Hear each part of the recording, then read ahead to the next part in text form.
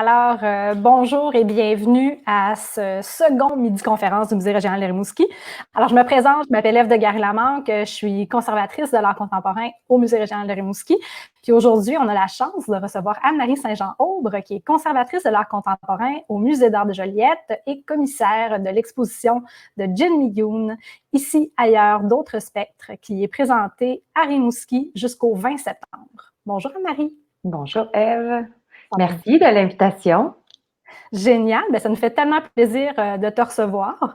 Alors, avant de commencer, juste quelques mots sur comment notre rencontre va se dérouler aujourd'hui, pour ceux qui participent pour une première fois à un de nos midi-conférences.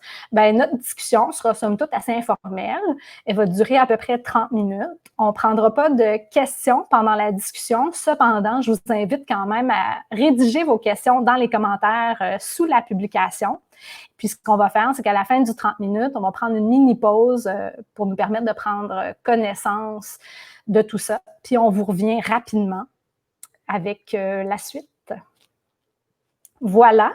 Alors, Anne-Marie, avant de commencer, je propose qu'on regarde quelques vues de l'exposition présentée à Rimouski.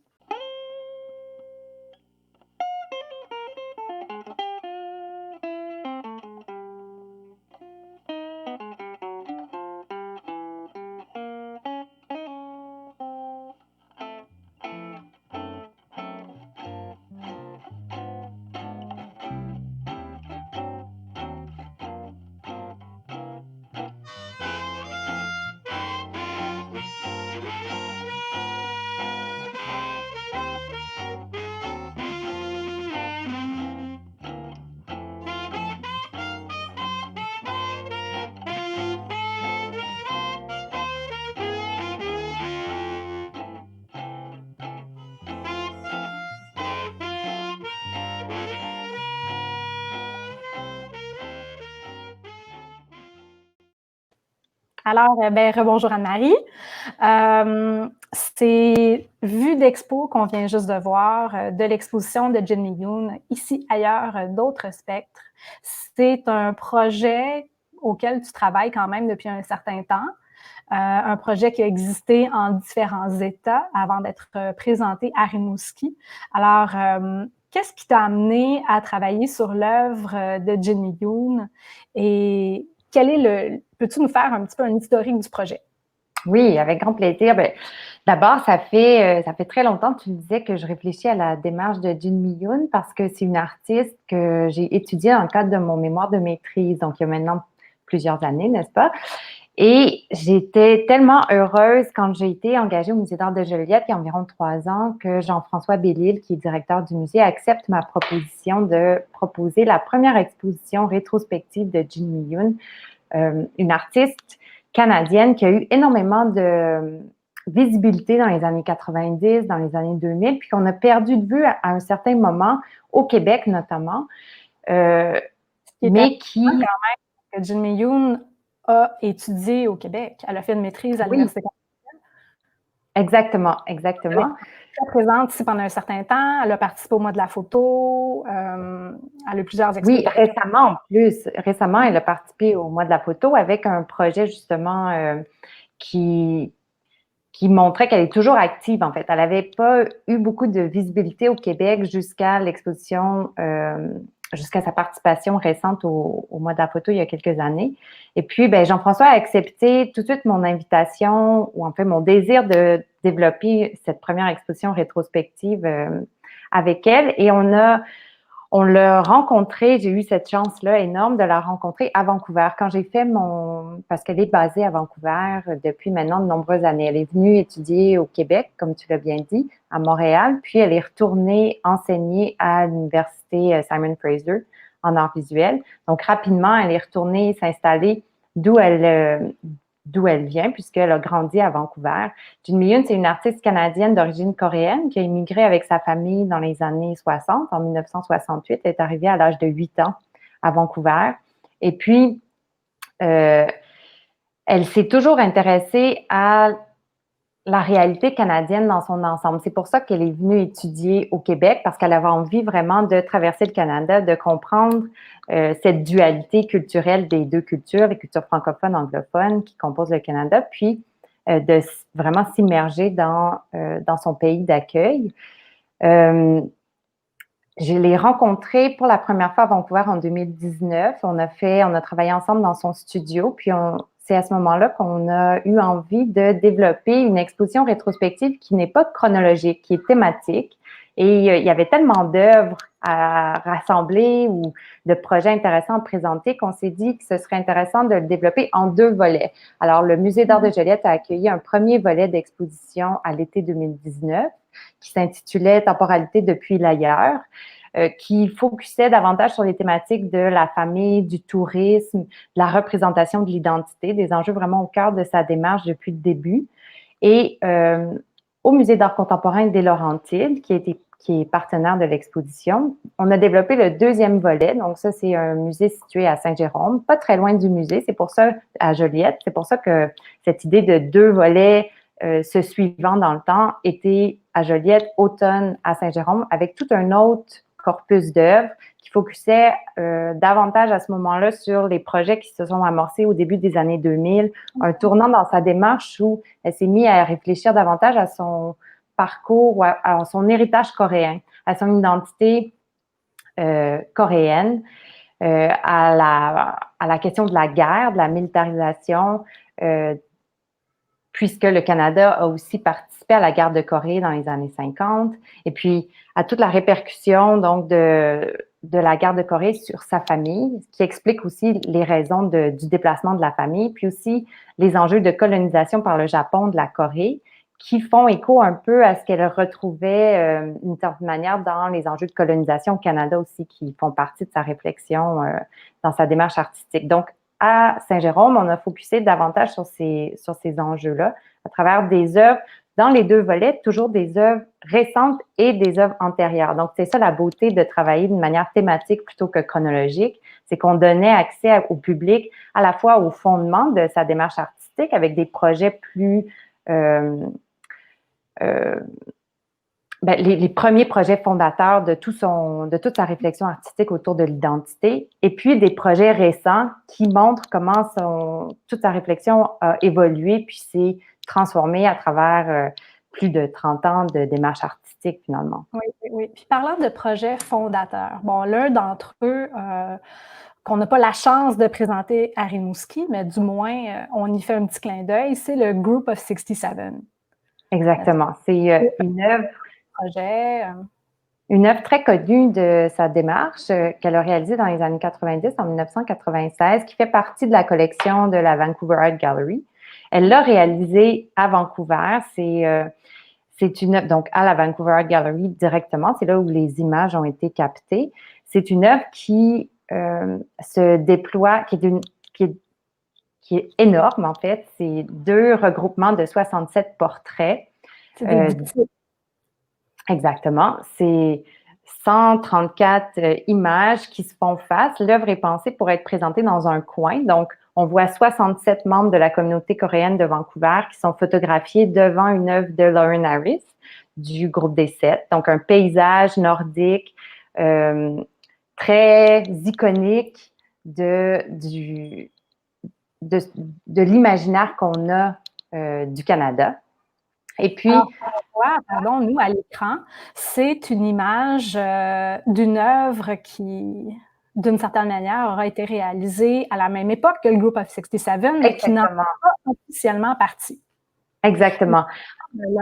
Donc, Anum Yoon Anderson de 96, c'est un diptyque qui est présenté actuellement au Musée régional de Rimouski.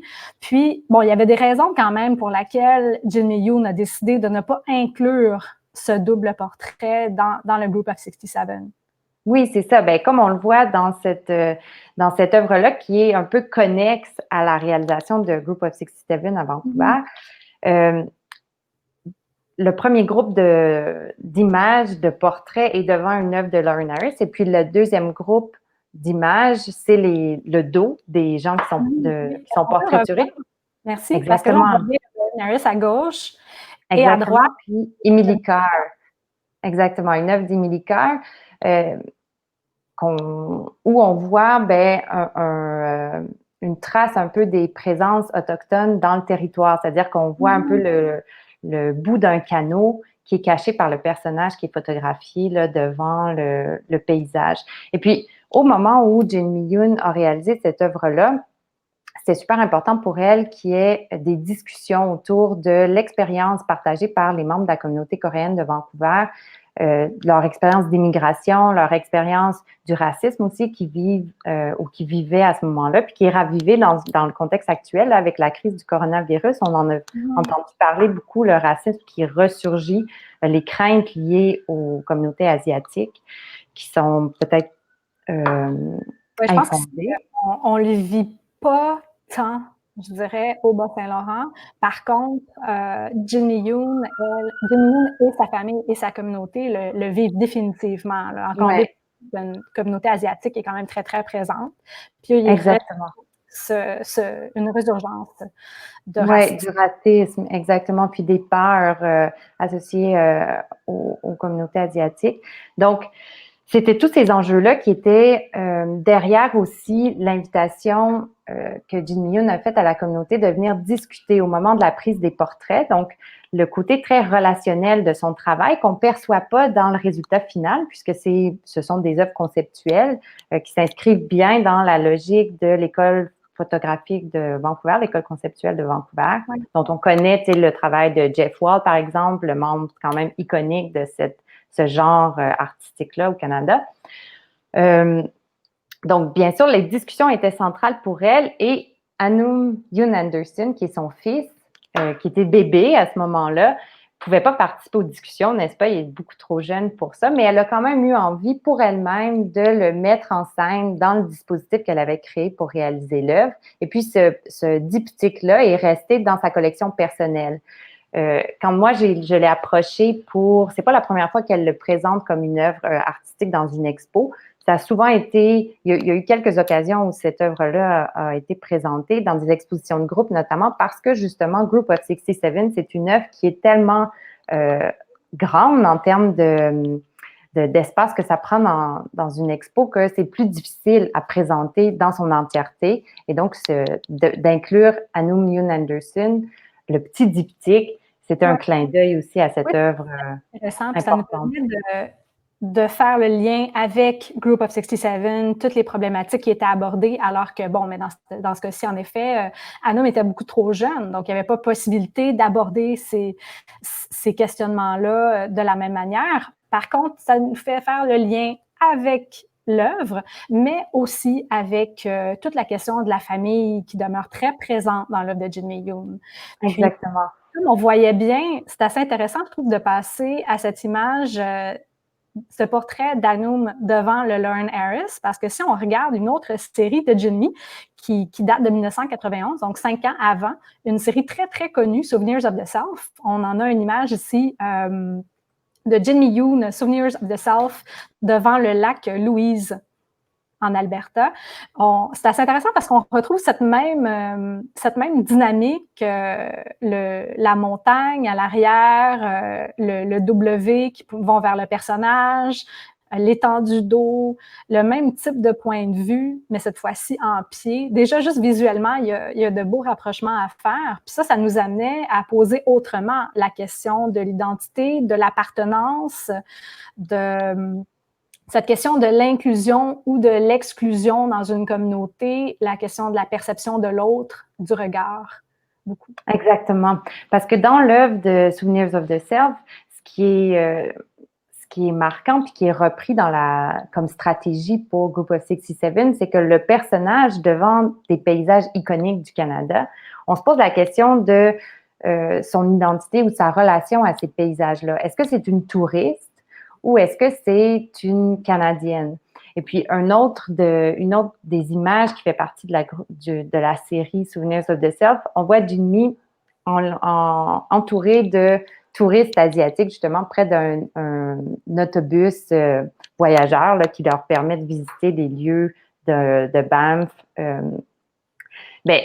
Ça met encore plus en évidence cette idée de glissement? Est-ce que par la représentation, ou simplement par le portrait, c'est-à-dire l'image du corps, est-ce qu'on peut vraiment savoir l'identité, la nationalité, l'appartenance d'un individu dans un contexte où l'immigration, c'est une expérience fréquente qui est vécue quand même par une grande partie de la population, d'autant plus au Canada, qui est un pays qui reçoit énormément d'immigration. Oui, le Canada est une colonie. Oui, c'est ça. Ben, c'est ça, exactement. Alors, dans ce contexte-là, ce que Jinmi essaye de souligner à travers ces deux projets-là, c'est de rendre visible encore plus les valeurs puis les idéologies qui sont associées au territoire, au paysage, et puis de se faire questionner sur le rapport entre la personne et le paysage dans lequel on la voit. Définitivement. Alors, avant de poursuivre, je ferais peut-être un petit rappel pour ceux qui viennent juste de se joindre à nous. On est en ce moment en train de faire notre seconde midi-conférence du Musée régional de Rimouski. Je m'appelle Ève de Gary-Lamanque, je suis conservatrice de l'art contemporain au musée. Puis aujourd'hui, on reçoit Anne-Marie Saint-Jean-Aubre, qui est conservatrice de l'art contemporain au Musée d'art de Joliette et commissaire de l'exposition de Jinmi Yoon, Ici ailleurs, d'autres spectres, qui est présenté à Rimouski jusqu'au 20 septembre. Alors, ça nous permet de parler un peu de cette exposition. Il nous reste à peu près une quinzaine de minutes dans cette belle discussion. Et puis, donc, par rapport à toute cette expo, on a abordé certaines problématiques déjà, l'identité, l'appartenance, la famille, la relation entre individus, la relation au paysage, la question de l'intergénérationnel, de la diaspora. Mais dis-moi, dans ce travail qui a été fait en collaboration pour la présentation à Rimouski, parce qu'on l'a dit auparavant, l'expo, elle existait déjà dans un autre État. Il y a eu 2 volets. Le premier a été présenté à Joliette, le second au Musée d'art contemporain des Laurentides à Saint-Jérôme.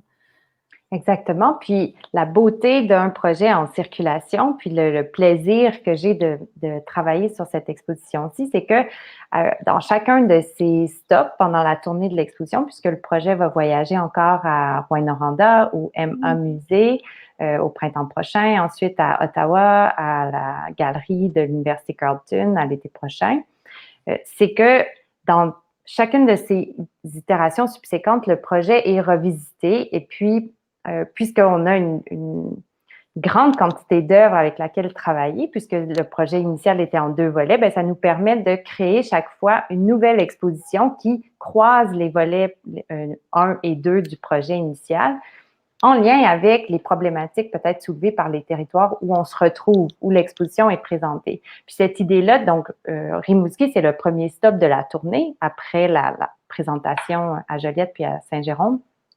Et c'est toi qui, lorsqu'on a commencé à discuter de l'idée de présenter le projet à Rimouski, qui a souligné le fait que ce serait vraiment intéressant de réfléchir aux correspondances entre certains des projets de Jinmi qui font vraiment, qui présentent vraiment la côte, en fait, tout le paysage maritime. Le paysage maritime, puis exactement. Aussi, sa réalité à Vancouver, finalement, où plusieurs de ces projets ont été développés. Et puis, la relation, la correspondance avec le musée, puis l'expérience que vous avez du territoire à Rimouski. Oui, il y avait vraiment des parallèles à faire, entre autres, parce que dans le volet à Joliette, il y avait tout le côté tourisme que tu explorais. Parce que, mais dans la pratique de Jinmi, oui, le tourisme est très présent, puis il y a eu toute cette série, entre autres, où elle allait dans les provinces maritimes, puis elle se photographiait avec sa famille, à l'île du Prince-Édouard, à la maison d'Anne au Pignon Vert et tout. Puis, à Rimouski, je pense qu'on se fait souvent dire, mais on le croit aussi en tant qu'habitant du Bas-Saint-Laurent, on se fait dire qu'on habite en vacances. On est dans une zone de vacances. Fait que c'est assez particulier. Donc, cette relation qu'il y avait au tourisme dans le volet à Joliette, je trouvais ça déjà super pertinent à amener ici. On n'a pas eu l'occasion de le faire pour des raisons d'espace, puis aussi parce qu'on veut toujours avoir, on veut pas une exposition qui est cohérente, qui va faire sens en tant qu'unité. Mais c'est des questionnements qui sont qui font vraiment partie de notre quotidien ici. Puis il y a cette relation au paysage maritime et donc à un mode de vie qui est maritime, un horaire qui est maritime, on peut dire, parce qu'alors qu'on n'est pas sur le bord de l'océan, comme dans plusieurs œuvres qui ont été sélectionnées pour l'expo ici ailleurs d'autres spectres, plusieurs des œuvres ont été réalisées dans le parc de Pacific Rim sur l'île de Vancouver. De l'île de Vancouver, oui, merci. Et puis, c'est sûr que c'est pas la même chose ici, c'est pas l'océan, c'est l'estuaire du Saint-Laurent. Ceci dit, on a quand même l'eau salée, on a la faune et la flore maritime, on vit au rythme des marées, on sent les vents qui changent avec la marée. Ça a une influence certaine, puis on voit aussi les cargos passer comme en Colombie-Britannique. Ça, je dois dire, lorsque j'avais déménagé ici, ça avait été quelque chose que j'avais beaucoup aimé parce que ça me rappelait énormément la côte ouest, bien sûr d'une manière très différente, mais il y a quelque chose, il y a un rapprochement à faire. Puis, si on regarde un extrait de la vidéo Longview, ça c'est mise en espace à Rimouski, qu'on la voit ici, là.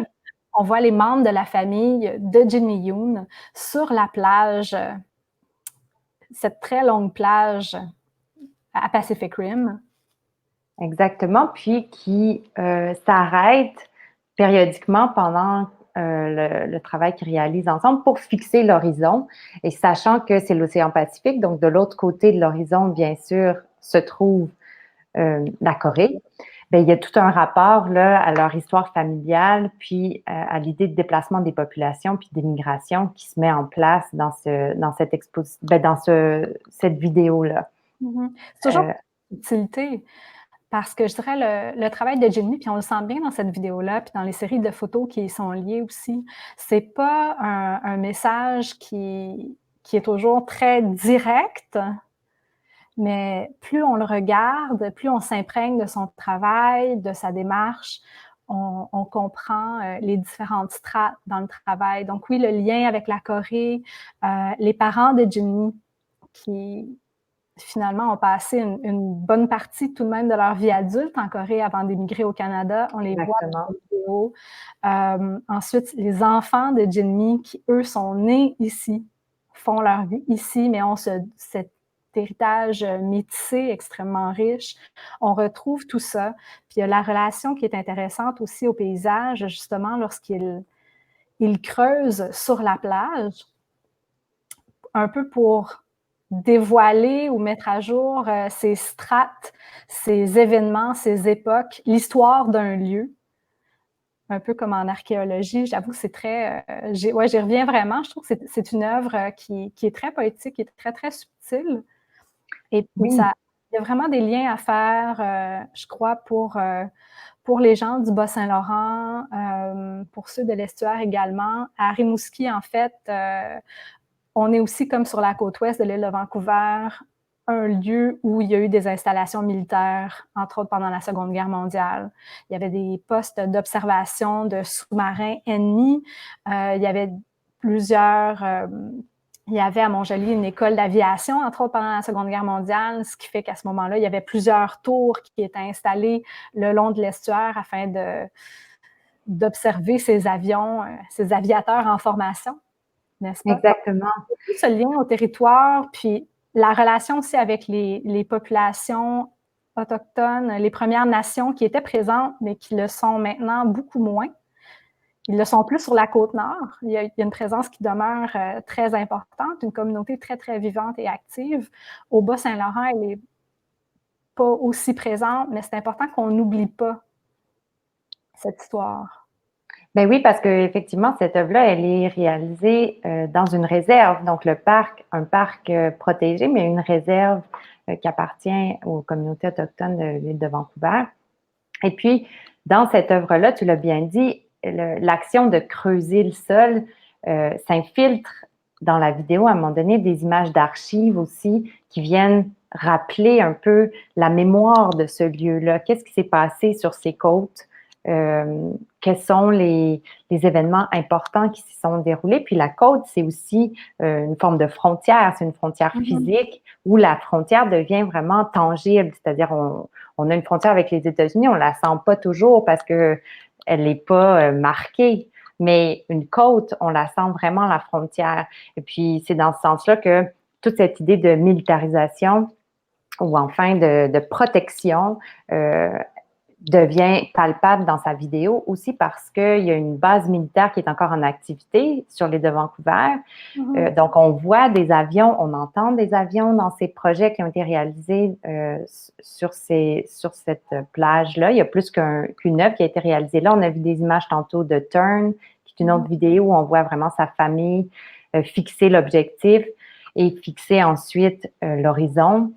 Il y a l'œuvre Testing Ground où on voit des soldats qui ressortent, pullulent sur la plage pour ensuite disparaître, qui rappelle un peu justement ce que je disais de le littoral comme une frontière à protéger. Et puis, le monticule de terre, de sable que Ginny et sa famille réalisent a les dimensions d'un monument qui est pas très loin dans le parc à la mémoire des soldats canadiens qui ont participé à la guerre de Corée.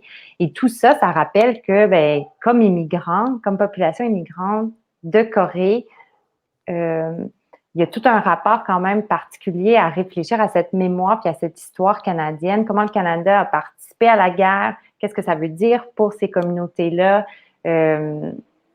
et puis qu'est-ce que ça veut dire pour les enfants de Ginny qui partagent à la fois leur héritage coréen puis leur, évidemment, histoire canadienne. Un autre élément qui est vraiment un fil conducteur, parce que tu le disais bien, les œuvres se sont transformées à travers le temps. Les problématiques de Ginny aussi se sont transformées. Puis sa manière de travailler, c'est pas une manière didactique exactement. C'est pas, elle prend pas position dans ses œuvres. Elles sont pas pamphlétaires ces œuvres. Par contre, à force de voir ses projets, on réalise ou on comprend, on apprécie la profondeur de sa réflexion conceptuelle puis des enjeux qui sont mis de l'avant dans son travail.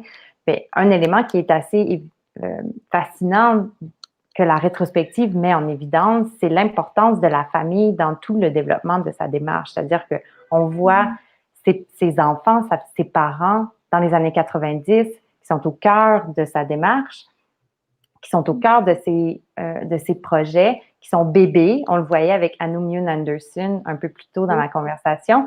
Et puis, au fur et à mesure des 30 années de sa démarche artistique, ses enfants grandissent, ses parents vieillissent, et puis on les voit quand même toujours continuer d'apparaître dans sa démarche, ce qui fait qu'une réflexion sur la famille, puis la mémoire familiale et le soutien, les liens familiaux deviennent évidents. L'importance de l'ancrage à la fois territorial, oui, mais aussi dans la famille, ça devient fondamental. Puis on a souvent parlé du travail de Ginny d'une manière très conceptuelle, mais sans nécessairement mettre de l'avant cette dimension affective dans son travail qu'un regard rétrospectif permet de vraiment mettre en évidence. Donc, dans cette œuvre-là, Rest, qu'on voyait il y a quelques instants, on voit ses enfants rendus jeunes adultes qui la soutiennent, exactement, qui la soutiennent maintenant. Donc, à la fois, c'est une belle boucle, en fait, dans son parcours où elle-même a accompagné ses enfants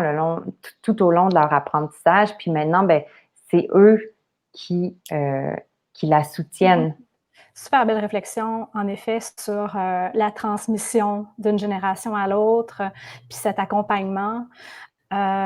Cet enrichissement aussi, parce qu'on sent bien dans toute la pratique de Ginny Yoon, pour conclure, que lorsqu'on la voit en fait se faire soutenir par ses enfants, c'est aussi cette belle idée que la question identitaire est relationnelle d'abord et avant tout, et donc qu'on ne cesse d'évoluer et que notre perception de soi, notre perception de l'autre, c'est quelque chose de mouvant qui se transforme sans cesse. Puis je pense qu'on le voit beaucoup, ça, dans son travail. On la sent mûrir comme individu et on sent cette richesse immense qu'elle accorde, cette importance aux relations, puis la richesse qu'elle a aussi dans ses relations familiales. Alors, Exactement. Anne-Marie, je te remercie. C'est la fin de cet entretien.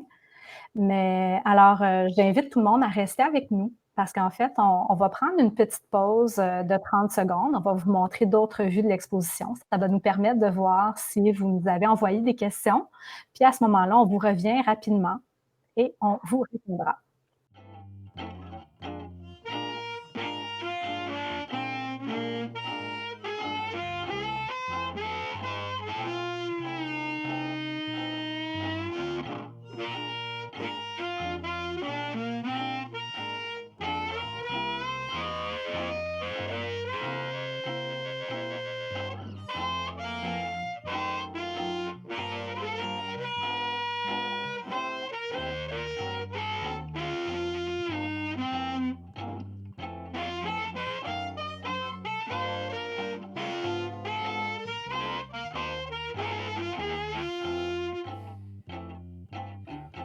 I know your mind, baby.